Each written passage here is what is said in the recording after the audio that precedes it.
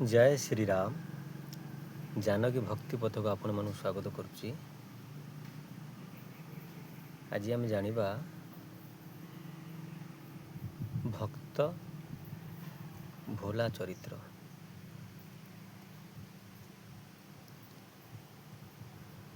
दक्षिण भारत गोटे छोटिया गाँ थिला जोठी भोला नामक जड़े भक्त बास करुला। जातिर ब्राह्मण आज्ञा थिला। रघुनाथ मंदिर से पूजक थिला। भारी सरल थिला आज्ञा, भारी ईश्वर विश्वास थिला। टिके टिके कथार से तार प्रायतः सबू कथा से रघुनाथ को जनाऊला। गाँव किए जड़े आसो भोला आज्ञा आज एठी एमती ही मु तो जाने रघुनाथ जाने। अरे भोला आज ये जाइलु ना मु तो जाने रघुनाथ जाने। आज्ञा प्रत्येक कथा रघुनाथ जाने। मैंने रघुनाथ एत अगाध विश्वास कथार अच्छी आज्ञा विश्वास आज्ञा भगवान।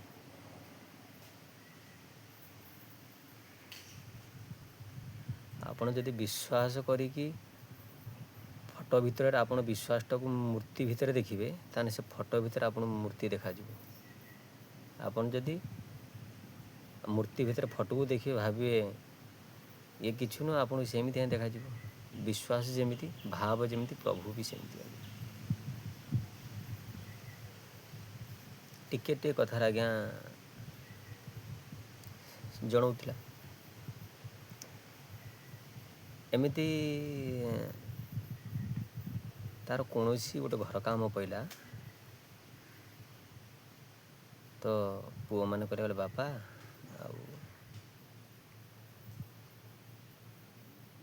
घर काम एमती हम तो तुम गोटे काम कर जमीदार पाखु जाकि 1000 टଙ୍କା धरिकी पलि आस, 800 टଙ୍କା धरिकी पलि आस।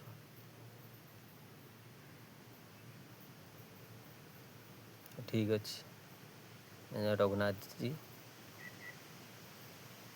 आज मो घर काम हम। घर काम माने आपण भावती नहीं कि घर तैयारी कर घर कौन काम हम तो मु जमीदार पाखक टंका पाई जाऊँ। रघुनाथ जी तमें जान सेठू जाकि जमीदार घर पहुँचला। आज्ञा सीताराम। हाँ अरे भोला आ कुआड़े आसिल नाई आज्ञा कथा कौन कि से घर गोटे छोटकाटिया काम गोटे अच्छी जहाँफल कि पाखर तो ए पैसा पतर ना तो आपड़ दे था 800 टଙ୍କା आपन को गोटे मास 2 मास भीतर तार सुध आकार सब ये फिर जमीदार आज्ञा कहला हो ठीक अच्छे किसी असुविधा नहीं। जाकि संजय प्रभु जनला रघुनाथ मो जमीदार कतरू 800 टଙ୍କା नहीं आसी केमी सुझीमी आपण कृपा है सुझीमी आपण जानती प्रत्येक कथार आज्ञा रघुनाथ जानते। आज्ञा घर कौन काम आसला काम हो गला तो केमिति कौन काम दाम कर पैसाटा आगे एक्जिक्यूट करी सेठू पुओ मान कहले बापा तुम नहीं जाओ आ जमीदार को पैसा फेरे आस।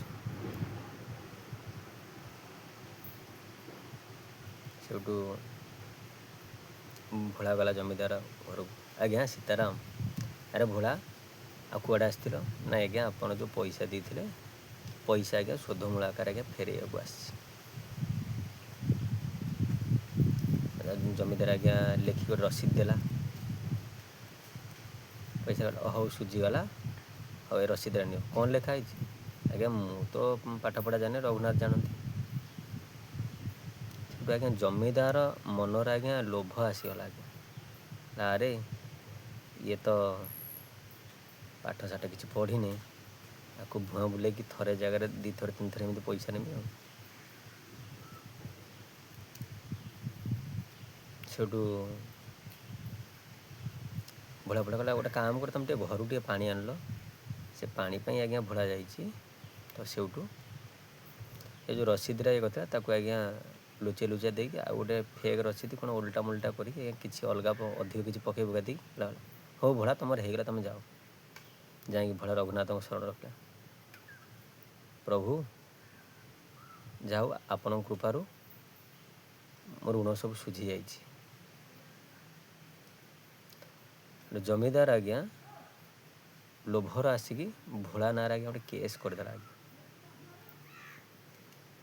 କେସ୍ କରିଦେଲା, ଓକିଲକୁ ପଇସା ପତ୍ର ଦେଇକି ମିଛ ସତ କୁଆଇକି ଇଏ କରିଦେଲା।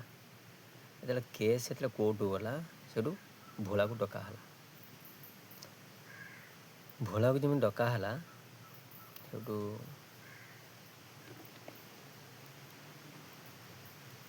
କୋର୍ଟର ନିୟମ ଅନୁସାରେ ଜଣେ ଡାକନ୍ତି କି ଭୋଳା ହାଜିର ହୁଅ, କି ଭୋଳା ହାଜିର ହୁଅ। ଭୋଳା କାଠ କରିବାକୁ ଗଲା। ଆଜ୍ଞା କାନ୍ଦି ପକେଇଲା। ଆଜ୍ଞା ଜଜ୍ ପଚାରୁଛନ୍ତି, ତୁମେ ଜମିଦାରଙ୍କୁ ତ ପଇସା ଦେଲ? ହଁ ହଜୁର, ମୁଁ ପଇସା ନେଇଥିଲି। ତୁମେ ପଇସା ଫେରେଇଛ? ଆଜ୍ଞା ହଜୁର, ଫେରେଇଛି। ସେଠୁ ଜମିଦାର ଓକିଲ ଯେତେବେଳେ କହିଲେ ନାଇଁ ଏ ପଇସା ଫେରେଇନି, ସେଠୁ ଜଜ୍ ସେଇଠୁ କହିଲେ ଆଉ ତୁମେ ପଇସା ଦେଲାବେଳେ ସେଠି ଥିଲା ଆଉ କିଏ? କହିଲା ଆଜ୍ଞା ଆଉ ତ କେହି ନଥିଲେ, ମୁଁ ଥିଲି, ଆଉ ଜମିଦାର ସାହେବ ଥିଲେ, ଆଉ ରଘୁନାଥଜୀ ଥିଲେ, ଆଉ ଥିଲେ କି? ଆମେ ତ ଏଇ 3 ଜଣ ଭିତରେ। ହେଲା ହଉ ଠିକ୍ ଅଛି। ସେଇଠୁ ଜଜ୍ ଯିଏ କହିଲେ ତୁମେ ଠିକ୍ ଅଛି, ତୁମେ ଆସ।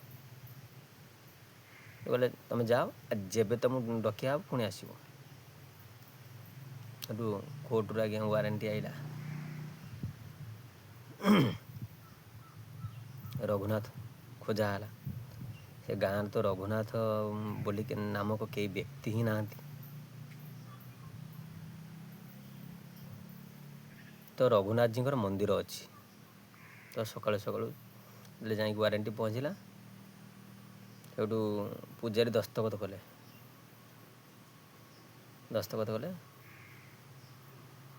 ଦେଲେ ପ୍ରଭୁ, ସବୁଦିନ ତ ଆପଣଙ୍କର କେଉଁଠି ଫୁଲମାଳ ଆସେ, କେଉଁଠି ବସ୍ତ୍ର ଆସେ, ଆଜି ଇଏ କି କଥା, ୱାରେଣ୍ଟି ଆଇଛି।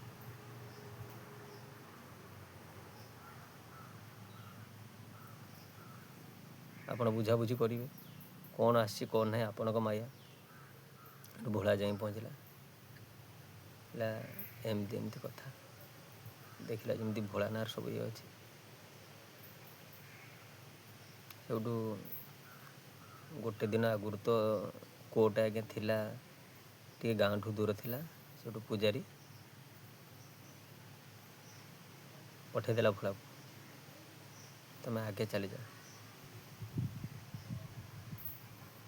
ସେଇଠୁ ଭୋଳା ରଘୁନାଥଙ୍କୁ ଅନେଇକି କାନ୍ଦି ପକେଇଲା।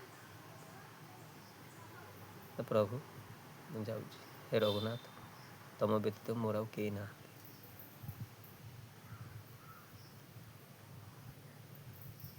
ସେଇଠୁ ତା ପରଦିନ କେସ୍ ହେବ। ଯେତେବେଳେ ଶୁଣାଣି ହେବ, ଡକିଆ ହେଲା। ଭୋଳା ଯାଇକି ଆଜ୍ଞା ରାତି ଅଧରୁ ଯାଇକି ସେ କୋର୍ଟ ଦ୍ୱାର ମୁହଁରେ ଆଜ୍ଞା ଶୋଇଛି। ଇଆଡ଼େ ସକାଳୁ ବଡ଼ି ସକାଳୁ ମଙ୍ଗଳ ଆରତି କରିକି ପୂଜାରୀ ଆଜ୍ଞା ସବୁ ପୂଜାପୂଜି କରି ସ୍ନାନ କରାଇ ଦେଇକି ଭୋଗରା କରିଦେଇ ଗଲେ, ପ୍ରଭୁ ଯିବେ କେତେବେଳେ, ଆସିବେ କେତେବେଳେ ନାହିଁ, କୋର୍ଟ କଥା ଆଶ୍ୱସ୍ତି ହେବ। ପ୍ରଭୁ ଖାଇ ଖୁଆ ଦେଇକି ସବୁ ଭୋଗ ଲଗେଇଦେଲା।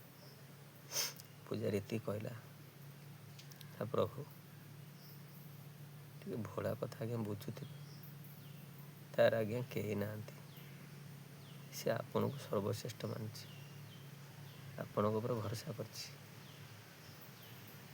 ଆପଣ ବୁଝୁଥିବେ ଭୋଳା କଥା। ଏତେ କହି ଦେଇକି ପୂଜାରୀ ତାର କାମ ସାରିଦେଲା। 10ଟା କାଟିଲ, କୋର୍ଟ ଖୋଲା ହେଲା। ଜମିଦାର ଆଇଲା, ତା ଓକିଲ ଆଇଲେ।